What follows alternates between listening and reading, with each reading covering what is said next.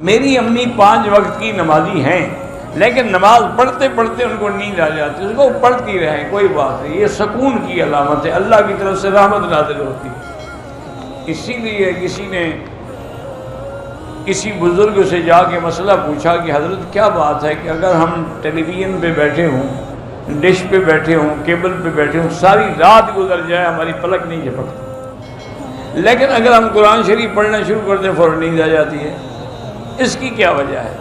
حضرت نے فرمایا کہ بھائی ایک بستر پہ پھول بچھے ہوں اور ایک پہ کانٹے، تمہیں نیند کس پہ آئے گی؟ انہوں نے کہا جی کانٹوں پہ کس کو آئے؟ انہوں نے کہا شیطان کا کام کانٹے ہیں، وہاں کیسے نیند آئے؟ رحمان کا کام تو پھول ہے، وہاں تو نیند آئے گی۔ ایک عورت کو طلاق دی گئی تو ایک مولوی صاحب نے فتویٰ دیا کہ اس کی عدت 40 دن ہے، انہوں نے غلط فتویٰ دیا۔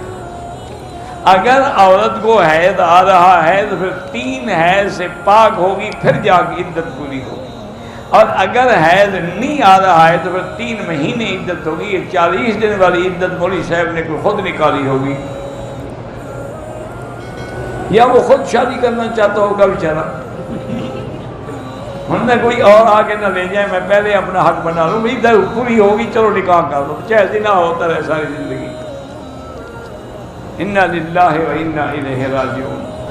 کاروبار تھا والد کا جو ڈوب گیا، پھر بڑے بھائی نے اس کاروبار کو سنبھالا، کاروبار اچھا ہو گیا، اس نے اپنے بچوں کے لیے پلاٹ لیے، گھر خریدے، چھوٹے بھائی کو ٹھیک ہے تو اس کی اپنی کمائی ہے نا، اب اس کی مرضی ہے وہ چھوٹے بھائی کو دے یا نہ دے، والد کی جائیداد تو نہیں، والد کا ڈوب گیا تھا سب کچھ۔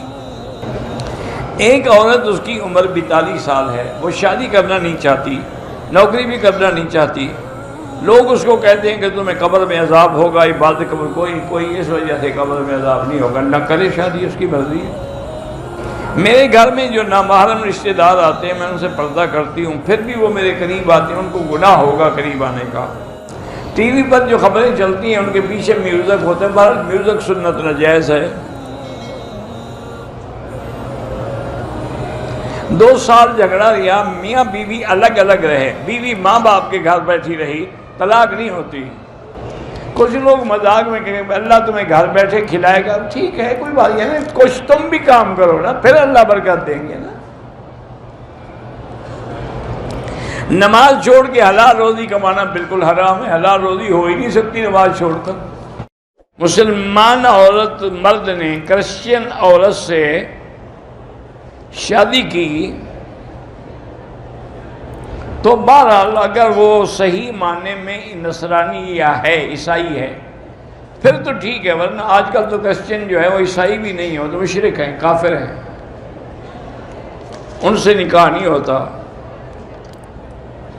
13 سال ہو گئے شادی کو، اولاد نہیں ہے۔ میرا بھائی، یہ بہت سارے بھائی بہنیں اکثر یہی سوال کرتے ہیں کہ جی ہماری اولاد نہیں ہے، 13 سال ہو گئے، 10 سال ہو گئے، 15 سال۔ میرا بھائی اس میں کوئی شک نہیں کہ اولاد دینے والی اللہ کی ذات ہے، وہ جب چاہے دے، جب چاہے نہ دے، چاہے لڑکا دے، چاہے لڑکی دے، چاہے جوڑے دے، لیکن اسباب پر عمل کرنے کا بھی حکم ہے کہ میاں بیوی پہلے دونوں جا کے ٹیسٹ کروائیں کہ نقص کس میں ہے، خامد میں ہے یا بیوی میں ہے۔ اگر نقص خامد میں ہے تو وہ علاج کروائے اور پھر دعا بھی کرے تو فائدہ ہوگا، اگر وہ علاج نہ کرائے اور صرف دعا کرتا ہے، اس جیسے آپ روٹی نہ کھائیں لیکن کہتے رہیں الحمدللہ الذی اطعمنا وسقانا، تو کیا فائدہ ہوگا؟ وہ کھائیں گے تو دعا بھی لگے گی، وہ بھی علاج جب تک نہیں کرائیں گے تو 10 سال گزار دیے علاج نہیں کرایا۔ یا اگر وہ علاج کے قابل نہیں ہے مرد مثلاً، تو پھر اس کو چاہیے کہ عورت کو چھوڑ دے تاکہ وہ بیچاری کسی دوسری جگہ شادی کرے۔ شوہر نے ایک بار بیوی سے کہا کہ تم مجھ پہ حرام ہو، دوسری بار کہا، اس کو طلاق ہو گئی۔ میں یتیم بھی ہوں، غریب ہوں، 4 سال ہو گئے شادی کو، لیکن میرا شوہر جو ہے وہ نامرد ہے۔ میرے والدین کو تو پتہ نہیں ہے لیکن میرے شوہر کے گھر والوں کو پتہ ہے، وہ ٹھیک بھی نہیں ہوتا، آپ کو خلع لینے کا حق ہے، آپ خلع لے لیں۔ اگر آدمی جنابت میں ہے تو اپنے بغلوں کے بالوں کی اور زیر ناف بالوں کی صفائی ہاں کر سکتا ہے،